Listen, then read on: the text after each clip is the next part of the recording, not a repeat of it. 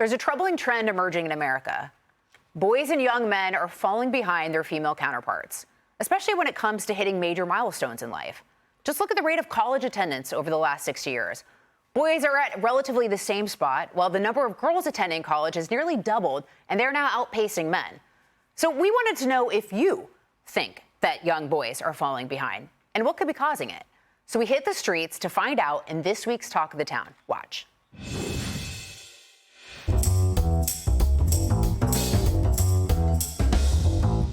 Do you think young men are falling further behind? Yes. I think everybody's easier on girls, Okay. teachers, everything, than boys. I raised 2 boys, so I know that. I wouldn't say it's harder for them, but I think they just need to learn how to reach out for help and not be put down by those traditional masculine, stereotypes. I think opportunities are still open for boys that maybe aren't open for girls, scholarship-wise for college.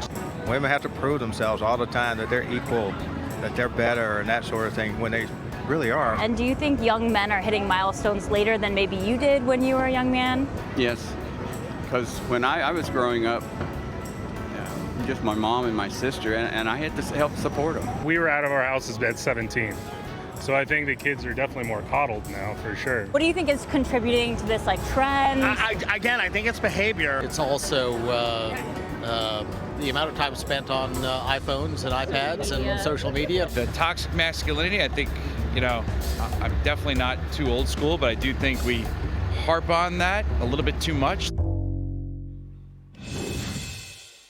Gianna, so you look at all this feminist stuff. First, we told men that they weren't needed, and then we told them they were toxic. So what is a man's role in this society? To dominate. But in all seriousness, I think there's been such a cultural shift. You look at places like OnlyFans. You look at how women are taught to be in today's society and how you just don't need a man. You shouldn't have kids. All those different things, they do have impact. And I think young men do feel destroyed oftentimes by some of the language that has come out. You look at the last election, for example. Donald Trump won overwhelmingly with men, and in part because of some of the things that the left has pushed onto young men. You think about transgenders in women's sports now, many other issues that have come up, and we're seeing the results of it. So now people are fighting back and is actually emboldening more conservatives. Anita, I'm going to stay with the dudes for a minute, just for obvious reasons. All good. They're dudes. But so Jason, but the numbers are real, right? It does tell a story, and it's a disturbing one. You've got more young men living at home. You've got women outperforming men academically.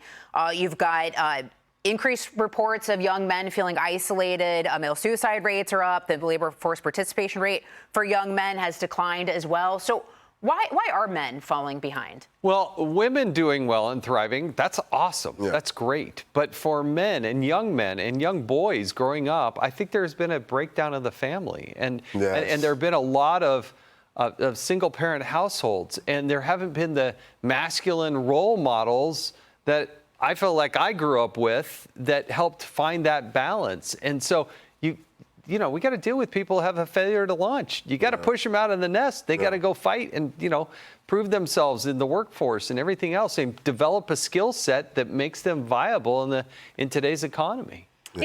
And we saw all this down with the patriarchy stuff. Yeah. Why do some women feel the need to drag men down in order to succeed? Yeah, I don't know. That's a great question. I see that, and I also have the same question because men, especially when you're talking about a father figure in a household, as women, we should be looking up to them as well. But the Wall Street Journal talks about young men today are facing a crisis of purpose as they enter adulthood, and they gave an example of a 25-year-old young man still living at home with his parents.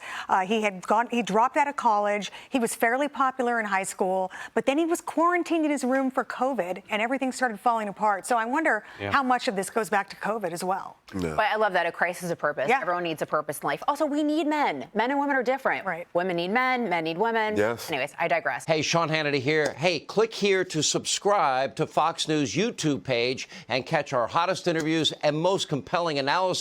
You will not get it anywhere else.